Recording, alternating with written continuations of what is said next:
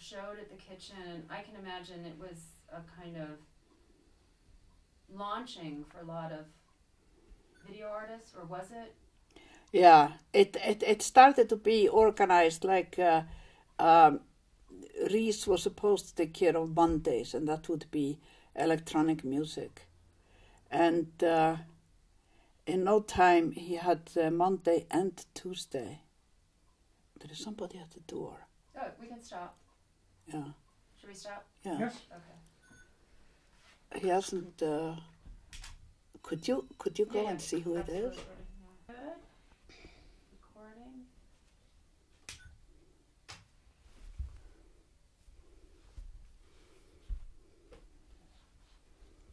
Yeah. So with Reese. Oh wait, one second. Stand, let me just recheck focus for a sec.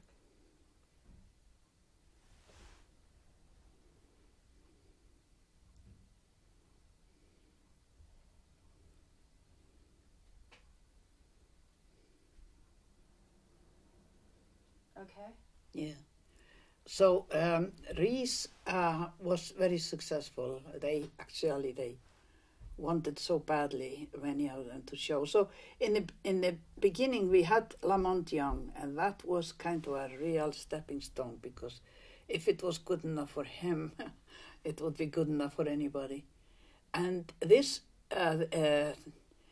was so successful, or the musicians were so hungry, that the idea of having it fit into Monday nights just didn't work after a while. So music got Monday and Tuesday.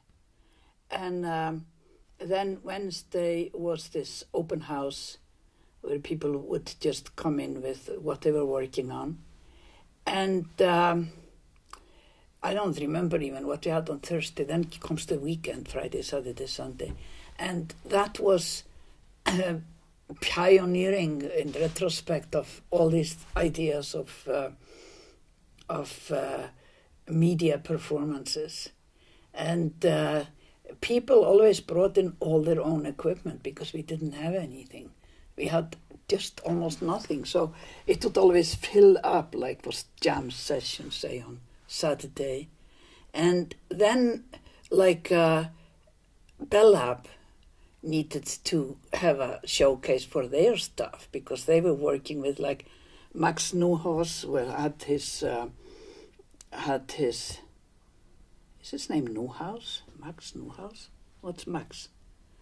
Well, I'll just call him Max. Yeah, we'll figure it out. Max had was building a violin, and he wanted to disclose the Stradivarius, how it built and resonated so that the violins were so magical.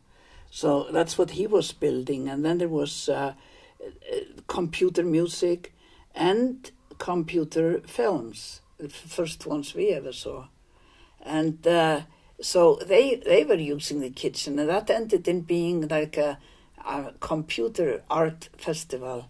And we had the first one, I think, ever, but later the people who took over the kitchen, they didn't think that computer art was anything of interest, and they stopped the festival. And I thought that was really a shame. And we had the Women Video Festival, which came out of that. We made a video festival, and it was almost all men. And I thought it was so weird, because video was the first art medium or art category that had at least as many women in it, right from the get-go. And so why wouldn't they submit what was going on here? So I asked my friend Susan Milano and Sridhar Babat to help me to start a women video festival. And sure enough, they were all over, and some of the work was stunning that they showed. And again, the kitchen wasn't very interested in those festivals, so it eventually moved to Women Inter Art Center, which was on the Upper Manhattan. And so that was actually repeated for many years until it finally stopped. So it became home to so many people or activities. You know, you needed to do something to have a showcase for something. Here was kitchen. And we never really turned anybody down. Of course, we ran it only for 2 years. But in our 2 years, there were obviously 365 events that needed to be shown, but no more.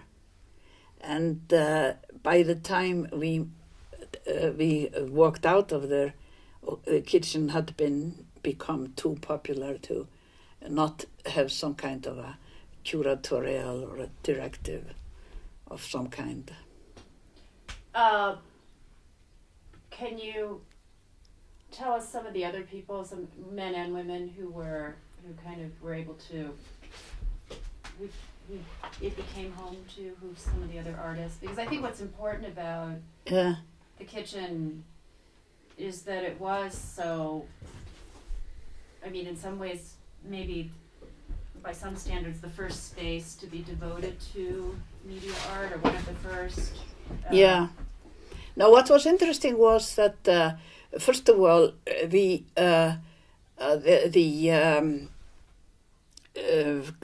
music critic from Village Voice found us right away, like probably the first time we had the concert. He was Tom Johnson, and he consistently wrote reviews, and that became so attractive to the musicians. We wouldn't pay them, and they either could get donations or not, but they got a review in the Village Voice. It was priceless. And then, not long after that, John Rockwell, who had just come into town to work for New York Times, became also a critic. And now it was serious. It was serious. You would get a review in the New York Times. And that was kind of important. Then Jonas was there, Mikas, but he hated video, and he found most of the stuff just horrendous. And we were even thinking of asking him to please not show up, but he did show up and write. Then there was like Namjoon. He was kind of a fixture because he lived just down the street. He lived on Mercer Street. We were on 240 and he was on 111 or 110. So he would come up usually in his house shoes and with his big Buddha smile. And so everybody wanted to come to the kitchen for the chance of maybe that Nam would be there and see their work. And Nam would usually just fall into sleep soon after he sat down and sleep through the whole thing, wake up at the end of the tape and walk over to the maker and say something like, "Oh, young man, you are a genius." So, and we were all laughing, and we didn't know if he meant it seriously or how it was, but everything was that loose, you know. And of course everybody was a genius, let's face it.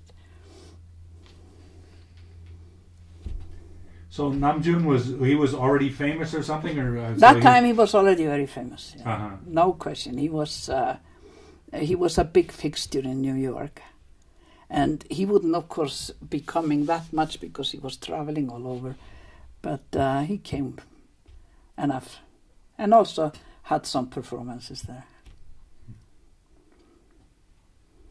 So you left and went to Buffalo. Yeah. And that was another scene that really evolved quite. It was very interesting. We were very pleasantly surprised. First of all, the people on the faculty, on the Center for Media Study, as it was called, was Paul Sharitz and Hollis Frampton, and later Tony Conrad. And it was very collegial for a long time. And we liked each other's work. I mean, we just hung out a little. And then, in addition to that, there was this big music scene called Creative Associates, experimental music. And the writers were there, you know, Leslie Fiedler and Charles Olson and that whole scene. In the music, there was also Morton Feldman and Lee Jaren Hiller. So it was very active and very cultural. And there was, because of Buffalo being the kind of city, there was nothing else to do but to attend the culture. And you know, Albright Knox, which is a first-class museum, paid attention to all of those things. And both Paul and Hollis showed their work there. We had a little show there with Woody called Machine Vision and something else. I can't give you the catalog. So Buffalo was for us a very prolific scene because we had a big empty loft and we had salary, so we could spend some money on making our art and loads of time. And you see, that's also where we did our artistic divorce, because Woody got very interested in the Ratetra and the scan converter, and I was not. I got interested in other things like mounting cameras on moving things like turntable or a car or something. And so, because we had so much space, we had opportunity to just go our own ways. And I remember sometimes I would yell from the one end of the loft, "Is it time for tea?" And Woody would wake up from what he was doing, and we would meet in the middle of the room where the kitchen was, and have a tea. But there were also nice parties there, a lot of them. Where at that point in time in your careers, were you showing much in terms